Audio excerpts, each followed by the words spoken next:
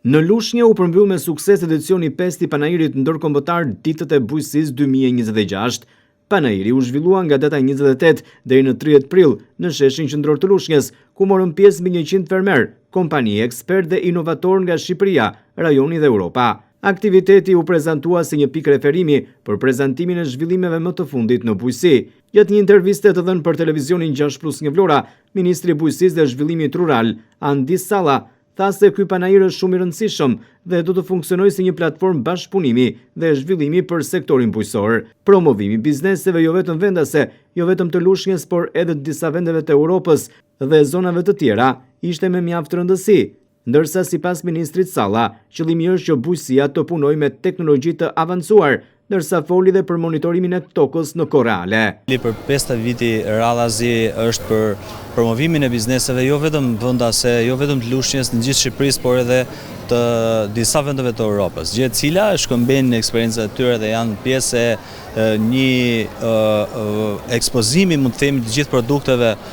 bujqësore në vend, por është një mënyrë që ne të gjithë komponentët cilët janë bizneset, fermat të vogla, fermat të mëdha, por edhe ata cilët janë në përpunim apo bizneset më të mëdha të krijojnë lidhje dhe connection e tyre në mënyrë që të ketë një bujqësi qoftë nga teknologjia, që ne pam disa nga stendat që kanë arritur në një teknologji të avancuar, që nga mënyra se si ne monitorojmë kohën, mënyra se si ne monitorojmë në kohë reale tokën kur duhet vadisim dhe të gjithë procesi tjetër që t'i aksesojmë sa më shumë fermerët. Kjo faktikisht është duke ndodhur nga ana e Ministrisë Bujqësisë dhe ne për një kohë të shkurtër deri në korrik arrim që të përfundojmë gjithë territorin e Shqipërisë për monitorimin digital të kësaj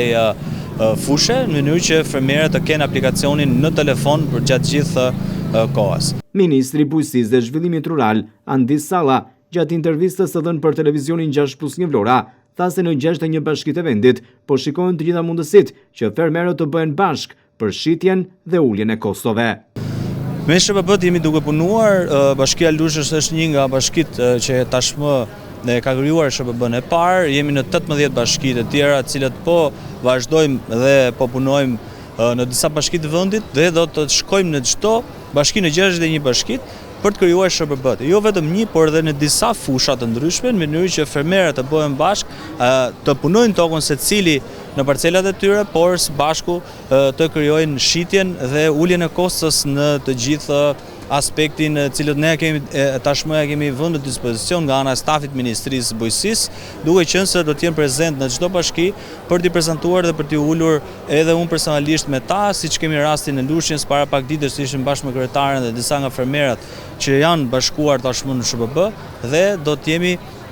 në gjithë territorin për të krijuar SHBB-t më efikase, më të mira për të ulur kostat dhe për të rritur cilësinë